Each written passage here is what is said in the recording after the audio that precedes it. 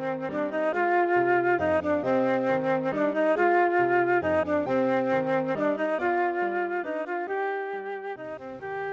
week's Torah portion is called Mishpatim, which means laws. However, there's all kinds of laws. There's religious laws, there's ceremonial laws. Mishpatim refers to laws that govern our day-to-day lives. In modern Hebrew, this word Mishpatim commonly refers to secular laws. Of all the deeply spiritual ways in which we could begin our code of laws, why start with such mundane laws, and specifically laws concerning slaves? We learned in last week's Torah portion that the Ten Commandments open with the heart cry of our Heavenly Father, "I am the Lord your God who brought you out of Egypt, out of the house of slaves." Torah demands accountability for our treatment of slaves and other vulnerable populations. In fact, such accountability is a top priority for our new code of laws.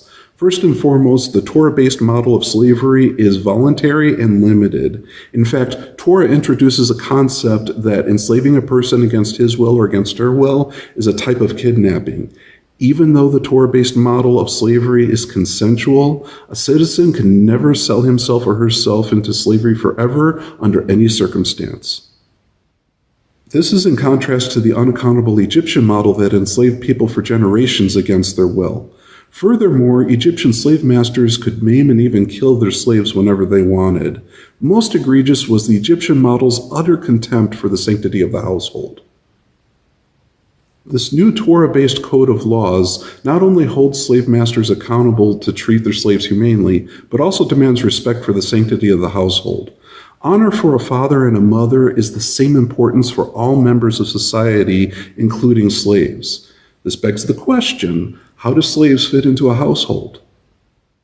This week's Torah portion portrays citizens who sell themselves into slavery as being adopted into the master's household. However, this does complicate the family dynamics. For example, what happens when two slaves get married inside the master's household, yet the time of slavery ends for one spouse before the other spouse? Does the enslaved spouse go free with the free spouse, or does that person remain in the household of the master? The underlying principle for these legal questions is preserving the sanctity of the household.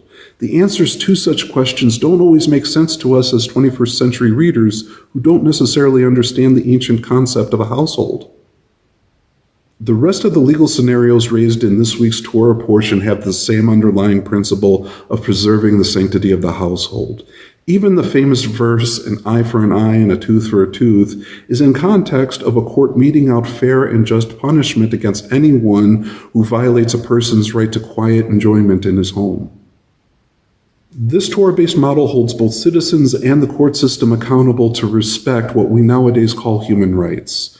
In fact, this week's Torah portion not only pioneers the concept of human rights, but pioneers the concept that these human rights apply equally to all citizens within society, including slaves. The Human Rights Declaration of 1948 adopts this principle that's introduced in this week's Torah portion. The international community formally recognizes the sanctity of the family as central to our human rights. Article 12 states, "No one shall be subjected to arbitrary interference with his privacy, family, home, or correspondence, nor to any attacks upon his honor or reputation. Everyone has the right to the protection of the law against such interference or attacks." Article 16, Section 3 states that the family is the natural and fundamental group unit of society and is entitled to protection by society and the state.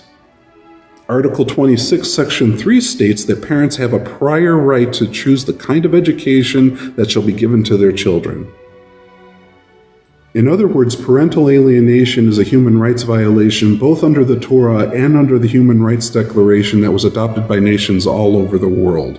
A parent's human right to raise his or her child without any undue interference was first introduced thousands of years ago in this week's Torah portion and remains true to this day.